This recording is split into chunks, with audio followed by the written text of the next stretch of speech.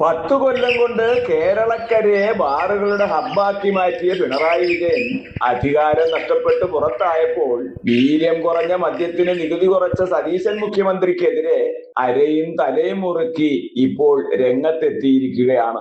ഉമ്മൻചാണ്ടി സർക്കാർ ഇറങ്ങിപ്പോകുമ്പോൾ കേരളത്തിലെ ബാറുകളുടെ എണ്ണം കേവലം 28 ആയിരുന്നെങ്കിൽ 10 കൊല്ലം കേരളം ഭരിച്ച പിണറായി വിജയൻ ബാറുകളുടെ എണ്ണം 1000-ഓളം ആക്കിയെന്ന് മാത്രമല്ല, പുലരും വരെ അടിച്ചു ഫിറ്റാവാൻ ബാറുകൾക്ക് ലൈസൻസും നൽകി. പ്രതിപക്ഷ നേതാവായപ്പോഴാണ് പിണറായിക്ക് നല്ല ബുദ്ധി തോന്നി തുടങ്ങിയതെന്നും പറയാതെ വയ്യ.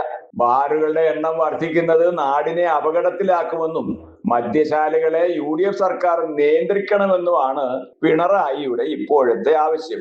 കൊലക്കുറ്റത്തിന് ജീവപര്യന്തം കഠിന തടവിന് വിധിക്കപ്പെട്ട പ്രതിയോട് അവസാനമായി എന്തെങ്കിലും ബോധിപ്പിക്കാനുണ്ടോ എന്ന് കോടതി ആരാഞ്ഞപ്പോൾ പ്രതി കണ്ണീരോട് അപേക്ഷിച്ചത് അമ്മയില്ലാത്ത തന്നെ വെറുതെ വിടണമെന്നായിരുന്നു. സ്വന്തം മാതാവിനെ കൊലപ്പെടുത്തിയ പ്രതിയാണ് ദയക്കായി അപേക്ഷിച്ചത്. 10 കൊല്ലത്തെ ഭരണം കൊണ്ട് കേരളത്തെ മദ്യശാലകളുടെ ഹബ്ബാക്കി മാറ്റിയ സാക്ഷാൽ പ്രതിപക്ഷ നേതാവും ഈ പ്രതിയും തമ്മിൽ സാമ്യമുണ്ടെന്നാണ് ഒറ്റമൈനയ്ക്കും പറയാനുള്ളത്. ബാറുകളുടെ എണ്ണവും പ്രവർത്തനവും പെരുക്കി നാട്ടിലെ സമാധാന അന്തരീക്ഷം കെടുത്താൻ കൂട്ടുനിന്ന മുൻ മുഖ്യമന്ത്രി ഇപ്പോൾ മദ്യത്തിനും മദ്യശാലകൾക്കുമെതിരെ ഒഴുക്കുന്ന മുതലക്കണ്ണീര് കാണുമ്പോൾ കേരനാട്ടിലെ വലിയ സഖാക്കളും കുട്ടി സഖാക്കളും ഉള്ളുകൊണ്ട് ഊറിച്ചിരിക്കുകയാണ്. ഇതൊക്കെ പറയുമ്പോഴും സ്വന്തം പാർട്ടിയിലോ മന്ത്രിസഭയിലോ ഭരണമുന്നണിയിലോ എന്തിനേറെ പറയണം, കള്ളുവകുപ്പ് മന്ത്രിയോട് പോലും ആലോചിക്കാതെ ബക്കാടി കമ്പനിയെ വഴിവിട്ട് സഹായിച്ചെന്ന പ്രതിപക്ഷ ആക്ഷേപത്തിന് സതീശൻ മുഖ്യമന്ത്രി മൗനം വെടിഞ്ഞ്